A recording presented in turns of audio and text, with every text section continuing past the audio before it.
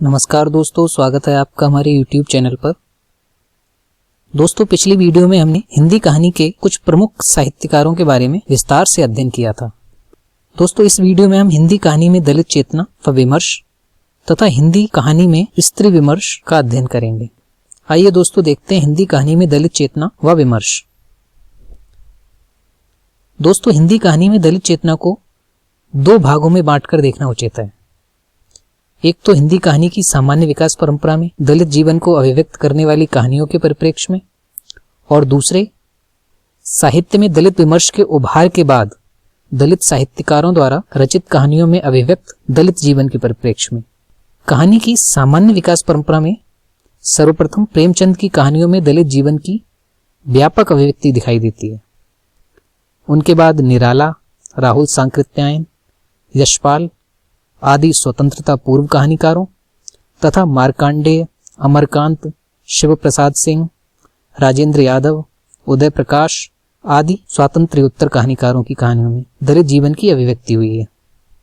प्रेमचंद पहले कहानीकार हैं जो भारतीय समाज व्यवस्था में अत्यंत दयनीय जीवन जीते दलितों या शूद्रों को अपनी कहानियों का विषय बनाते हैं। प्रेमचंद की बाद की यथार्थवादी कहानियां जैसे मंत्र, ठाकुर का कुआं, सदगति, दूध का दाम, मुक्ति मार्ग, कफन आदि दलित चेतना की दृष्टि से हिंदी कहानियों को महत्वपूर्ण देन है। दोस्तों, इन कहानियों में ब्राह्मणवाद पर चोट भर की गई है, लेकिन उनकी इन कहानियों दलित पात्र संघर्ष करते हुए नजर नहीं आते।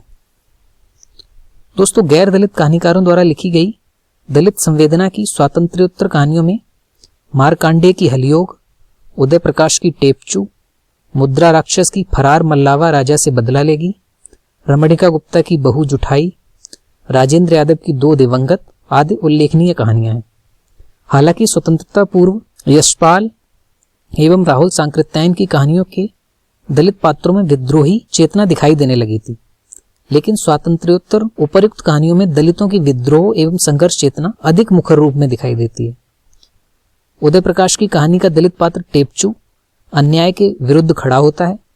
अंत में सामंती शोषण यह कहने को मजबूर हो जाता है, टेपचू कभी मरेगा नहीं, साला जिन्न है।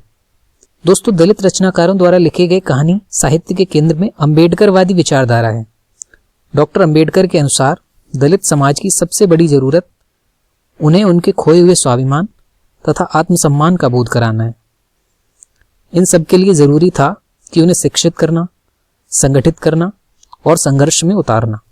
इन्हीं उद्देश्यों से प्रेरित होकर अधिकतर दलित कहानीकारों ने अपने भोगे हुए यथार्थ को सामने लाते हुए शोषण के प्रति विद्रोही स्वर अपनाए।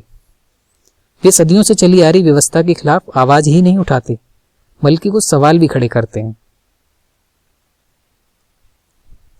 दोस्तों, मोहनदास नैमिषराय, ओम प्रकाश वाल्मीकि, जयप्रकाश करदम, प्रहलाद चंद्र दास, दयानंद बटोही, रतन कुमार सांभरिया, जियालाल आर्य, सूरजपाल चौहान, शिवराज सिंह बेचैन आदि प्रमुख दलित कहानीकार हैं।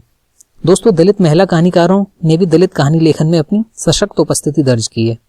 इनमें रानी मीनू, कावेरी, सुशीला टाकभौरे, उषा चंद्रा, सुमित्रा मेहरोल आदि उल्लेखनीय हैं। दोस्तों, मोहनदास नैमिषराय शोषण से बचने के लिए संगठन पर बल देते हैं। उनकी कहानी अपना गांव में उनकी यह सोच स्पष्ट रूप से उभरी है। ओम प्रकाश वाल्मीकि की चर्चित कहानी संग्रह सलाम की कहानियों में दलितों का जीवन संघर्ष, व्यथा और व्यवस्था के प्रति विद्रोह का स्वर व्यक्त हुआ है। अपनी कहानियों के माध्यम से वे दलित समाज की यथास्थितिवादी सोच पर भी प्रश्न खड़े करते हैं। उनकी कहानी सलाम पुरखों की उस रस्म के विरोध की कहानी है जिसके तहत रांगड़ जैसे सवर्ण जातियों के दरवाजों पर दलित दुल्हनों को सलाम के लिए जाना पड़ता था। दोस्तों, जयप्रकाश करदम की चमार और लाठी महत्वपूर्ण दलित कहानियां हैं। चमार कहानी स्वतंत्रता के बाद भी दलितों की यथावत दयनीय दशा को उजागर करती है, जबकि लाठी दलित संगठन पर जोर देने वाली कहानी है। दलित महिला कहानीकारों की कहानियों में दोहरा संघर्ष दिखाई देता है। एक ओर उनमें शोषणकारी तो दूसरी ओर अपने ही दलित समाज की पितृसत्ता मानसिकता से। इस दृष्टि से रजत रानी मीनू की सुनीता, सुशील टाकभौरे की सिलिया, उषा चंद्रा की लोकतंत्र में बकरी, सुमित्रा मेहरोल की नन्ही आदि कहानियां उल्लेखनीय हैं। दलित कहानीकारों ने अपनी कहानियों में सीधे सादे शिल्प को अपनाया है। वे शिल्प की सुघड़ता के चक्कर में न पड़कर भाषा की सरलता और स्पष्टता पर जोर देते हैं।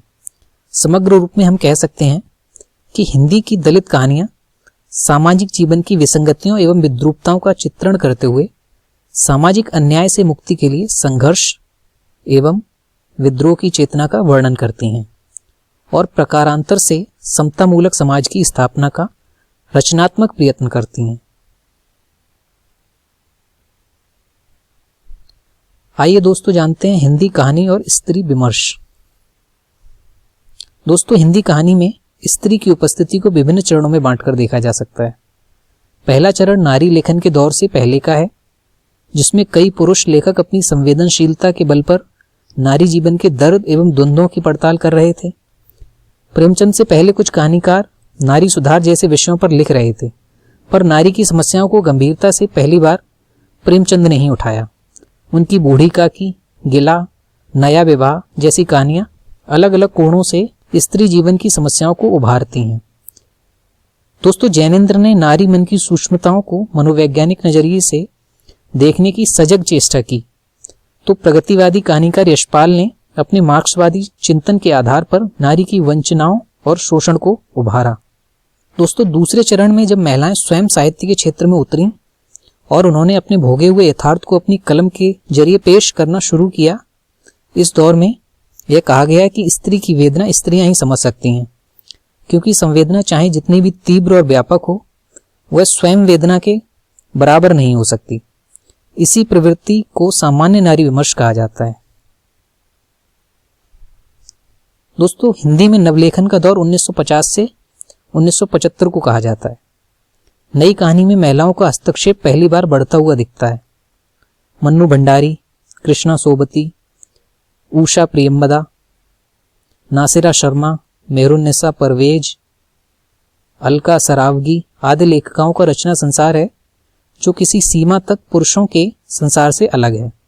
विशेष तौर पर मन्नू भंडारी, कृष्णा सोबती और उषा प्रियंवदा ने आधुनिक नारी की मनस्थिति, पारिवारिक जीवन एवं पति पत्नी संबंधों को लेकर कहानियां लिखी हैं। जिन महिला रचनाकारों ने हिंदी कहानी के क्षेत्र में अपनी उपस्थिति दर्ज की है, उनमें से कुछ प्रमुख रचनाकारों का परिचय दिया जा रहा है। दोस्तों, पहले हैं मन्नू भंडारी। मन्नू भंडारी नई कहानी के दौर की कहानीकार हैं। मैं हार गई, यही सच है, एक प्लेट सैलाब, तीनों की एक तस्वीर, त्रिशंकु आदि उनके प्रसिद्ध कहानी संग्रह हैं। मन्नू भंडारी ने बदले हुए परिवेश में संस्कार और आधुनिकता के बीच उलझे हुए नारी मन को बड़ी ईमानदारी से चित्रित किया है। वस्तुतः उन्होंने भावुकता से हटकर बदले हुए जीवन संदर्भ में नारी जीवन के यथार्थ को देखा परखा है और उसे अपनी कहानियों में बड़ी सादगी के साथ व्यक्त किया है। उन्होंने अपनी कुछ कहानियों में मजदूर वर्ग की असहाय नारियों की दयनीय स्थिति, संघर्ष और उनकी मानसिकता का बड़ा ही मार्मिक चित्रण किया है। दोस्तों, दूसरी महिला कहानीकार हैं उषा प्रियंवदा। उषा प्रियंवदा नई कहानी के दौर की बहुचर्चित कहानीकार हैं। जिंदगी और गुलाब के फूल, फिर बसंत आया, एक कोई दूसरा, कितना बड़ा झूठ आदि उनके प्रमुख कहानी संग्रह हैं। उषा प्रियंवदा ने आधुनिक जीवन की ऊब, छटपटाहट, संत्रास और अकेलेपन की स्थिति को पहचाना और व्यक्त किया। उनकी अधिकांश कहानियां ऐसी शिक्षित युवतियों की कहानियां हैं जो स्वच्छंद और अकुंठ जीवन व्यतीत करने के सपने लेकर विदेश जाती है, लेकिन वहां की संस्कृति से टकराकर उनके सपने टूट जाते हैं और उनकी जिंदगी त्रासदी में बदल जाती है। दोस्तों, वापसी विभिन्न स्तरों पर संबंधों की टूटन को अभिव्यक्त करती है। मछलियां भी उषा प्रियंवदा की महत्वपूर्ण कहानी है। दोस्तों, समसामयिक दौर में हिंदी की प्रतिनिधि लघु पत्रिकाओं में प्रकाशित कहानियों पर दृष्टिपात करने से सिद्ध होता है कि हिंदी कहानी में महिला लेखन का योगदान प्रत्येक दृष्टि से बढ़ता जा रहा है। आज कई महत्वपूर्ण स्त्री लेखिकाएं कहानी लेखन में सक्रिय हैं। दूरबा सहाय, अनामिका, सूर्य बाला, गीतांजलि श्री, अर्चना वर्मा, ममता कालिया, मृदुला गर्ग, राजी सेठ लंबे समय से हिंदी कहानी लेखन में सक्रिय हैं। बिल्कुल नई पीढ़ी में नीलाक्षी सिंह, जयश्री राय, प्रत्यक्षा, आदि महत्वपूर्ण कहानी लेखिका हैं। दोस्तों आज की क्लास यहीं समाप्त होती है। दोस्तों मिलते हैं अगली क्लास में, जिसमें हम प्रेमचंद की विभिन्न कहानियों को जो हमारे कोर्स में हैं उनको विस्तार से पढ़ेंगे। दोस्तों अगर आपने हमारा चैनल सब्सक्राइब नहीं किया है, प्लीज़ इसको सब्सक्राइब करें। धन्यवाद।